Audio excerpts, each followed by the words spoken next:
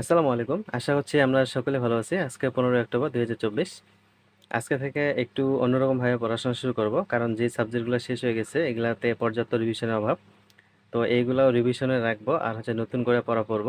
তো নীল কালার যেগুলা এগুলা পড়বো। আর লাল কালার যেগুলা এগুলো রিভিশন দেব। তো এখানে আন্তর্জাতিক দিয়ে শুরু করছি। মূলত আন্তর্জাতিকটা শেষ করছিলাম।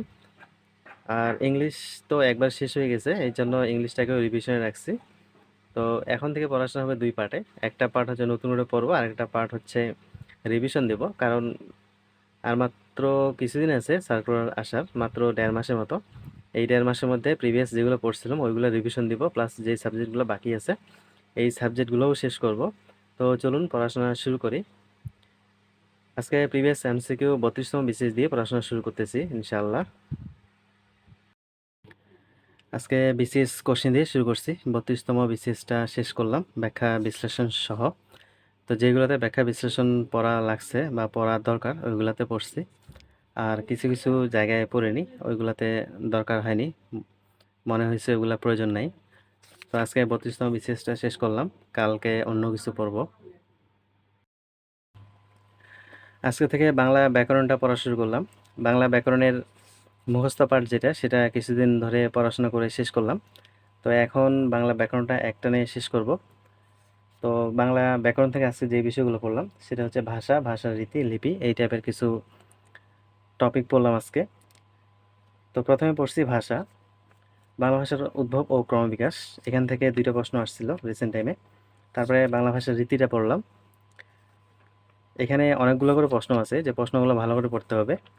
তারপরে পড়লাম হচ্ছে বাংলা গদ্যের উৎপত্তি ও বিকাশ, বাংলা লিপি, বাংলা মুদ্রণ। তারপরে এদিকে আছে বাংলা ব্যাকরণ। তো এই টাইপের কয়েকটা টপিক থেকে 1-2 নাম্বার প্রশ্ন আসে। তো এইখানে প্রশ্নগুলো পারা যায়, আর না হলে খুবই একটু ক্রিটিক্যাল দেয়। তবে 2টা প্রশ্ন যদি দেয় তাহলে একটা প্রশ্ন অবশ্যই পারার কথা, যদি একটু ভালো করে পড়াশোনা থাকে। তো বাংলা ব্যাকরণ আজকে এ পর্যন্তই পড়ছি, কালকে ব্যাকরণ থেকে শুরু করব।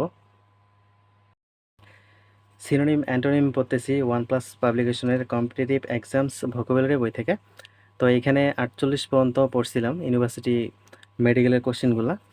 তো আজকে 49 থেকে শুরু করে এখানে 103টার মতো ছিল। আজকে থেকে মোটামুটি একবার রিভিশন দেওয়া শেষ হলো সিনোনিম অ্যান্টোনিমগুলো। এখন সিনোনিম অ্যান্টোনিমগুলো আবার কয়েকবার রিভিশন দেবো সাথে সাথেই। তো আজকে যেহেতু শেষ হইলো, কালকে আবার প্রথম থেকে শুরু করব। এদিকে সাবস্টিটিউশন পড়তেছি অল্প অল্প করে। মূলত পিএসসিগুলো পড়তেছিলাম 45 পর্যন্ত আগের দিন পড়ছিলাম, আর 46 থেকে শুরু করছি। 46 থেকে মাত্র 83টার মতো মনে হয় আছে। হ্যাঁ, 83টার মতো। তো আজকে এই কয়েকটাই মাত্র পড়ছি, কালকে থেকে পড়বো মেডিকেল ইউনিভার্সিটি কোশ্চেনগুলো কালকে পড়বো। তো আজকে পিএসসিগুলো শেষ করলাম। ইংরেজি গ্রামার থেকে পড়তেছি সাবজেক্ট ভার্ব এগ্রিমেন্ট। মূলত আগের ভিডিওতে অর্ধেক পর্যন্ত পড়ছিলাম, তারপরে তো বাসা গেছিলাম। বাসা যায় 2-3 দিন থাকার পর আবার আসলাম। এখন আবার যেখান থেকে পড়া শেষ করছিলাম মূলত সেখান থেকেই শুরু করছি। বাকি অর্ধেকটা আজকে শেষ করছি, আগের দিন অর্ধেকটা পড়েই গেছিলাম। তো এখন আর অত বেশি কষ্ট হয় না এখানে, যেহেতু 1-2বার পড়ে ফেলছি আগেই। এই জন্য এখন টপিকগুলো একটু ইজি লাগতেছে। আজকে সাবজেক্ট ভার্ব এগ্রিমেন্টটা শেষ করলাম, কালকে অন্য কোনো একটা টপিক শুরু করব ইনশাআল্লাহ। আজকে বাংলাদেশটাকেই বেশি ফোকাস করছি, অনেকক্ষণ ধরে বাংলাদেশটাই পড়ছি। মূলত বাংলাদেশটা খুব তাড়াতাড়ি শেষ করার জন্যই আজকে বেশি করে পড়ছি। আজকে প্রথমে পড়ছি হচ্ছে মুঘল সাম্রাজ্য। তো মুঘল সাম্রাজ্যের এখানে অনেক পড়াশোনা, কিন্তু বিসিএসে এই টপিকটা থেকে তেমন একটা প্রশ্নই আসেনি। জাস্ট একবার খালি দেখলাম একটা প্রশ্ন আসছিল, সেটা 38তম বিসিএসে। আর এখানে প্রিভিয়াস প্রশ্ন আছে প্রায় 80টার মতো, অন্যান্য চাকরি পরীক্ষায় যেটা খুবই হেল্পফুল। তারপরে বললাম বাংলায় 12 ভূঁইয়াদের ইতিহাস।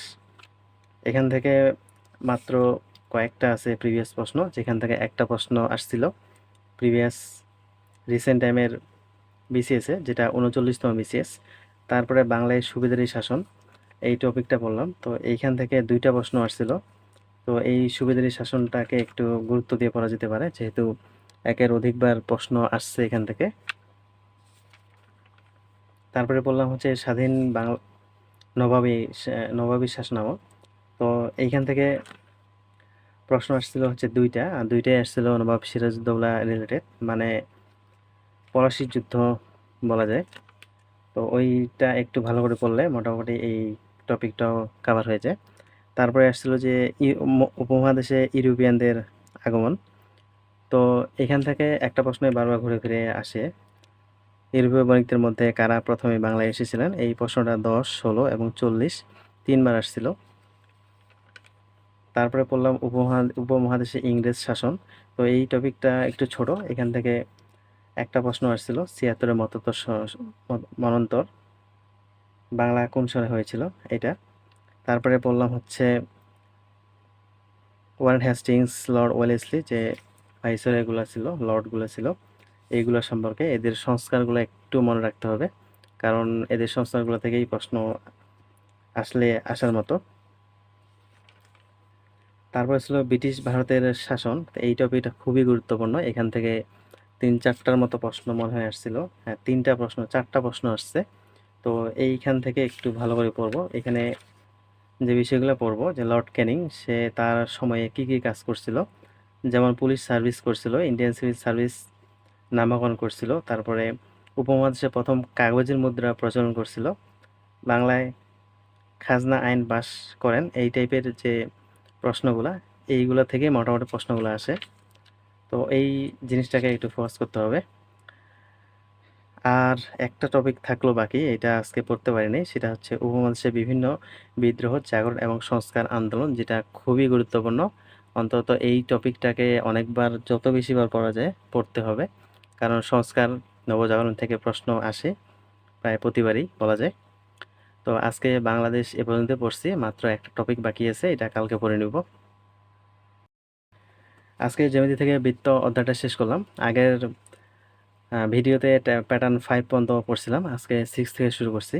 মূলত 6, 7, 8, 8, 9, 10 এই প্যাটার্নগুলোতে তেমন একটা সমস্যা হয়নি, বেশি একটা কঠিনও মনে হয়নি। তবে এখানে যে টাইপ 3টা আছে, বিভিন্ন রকমের ম্যাথ, জাস্ট এইটাতেই একটু বেশি ব্যাক পেতে হয়েছে। এইখানেরগুলো একটু কঠিন, বাকিগুলো মোটামুটি ইজি ছিল, সূত্র অ্যাপ্লাই করলেই ম্যাথগুলো হয়ে যাচ্ছিল। তো আজকে বৃত্তটা শেষ করলাম, এরপরে পরিমিতিটা শুরু করব। সারাদিন পড়াশোনা করার পর এখন যদি রুটিনটার দিকে একটু তাকাই, তাহলে বাংলাদেশ মোটামুটি অনেকটা সময় লাগছে, যেটার জন্য আন্তর্জাতিকটা পড়তে পারি নাই। বাংলা ব্যাকরণটা মোটামুটি শেষ করছি, গণিতটা শেষ করছি, প্রিভিয়াস এমসিকিউ শেষ করছি, ইংলিশটা শেষ করছি, কিন্তু আন্তর্জাতিকটা আজকে রিভিশন শুরু করতে চাইছিলাম, শুরু করতে পারি নাই, কারণ বাংলাদেশটা শেষ করার একটু টার্গেট ছিল। এই জন্য আজকে আন্তর্জাতিকটা যেহেতু শুরু করতে পারি নাই, কালকে আন্তর্জাতিকটা শুরু করব, যেহেতু বাংলাদেশের একটা মাত্র টপিক আছে, ওইটা পরেই আন্তর্জাতিকটা রিভিশন দেওয়া শুরু করে দেবো ইনশাল্লাহ। তো আজকে এ পর্যন্তই। সকলে ভালো থাকবেন, সুস্থ থাকবেন। আসসালামু আলাইকুম।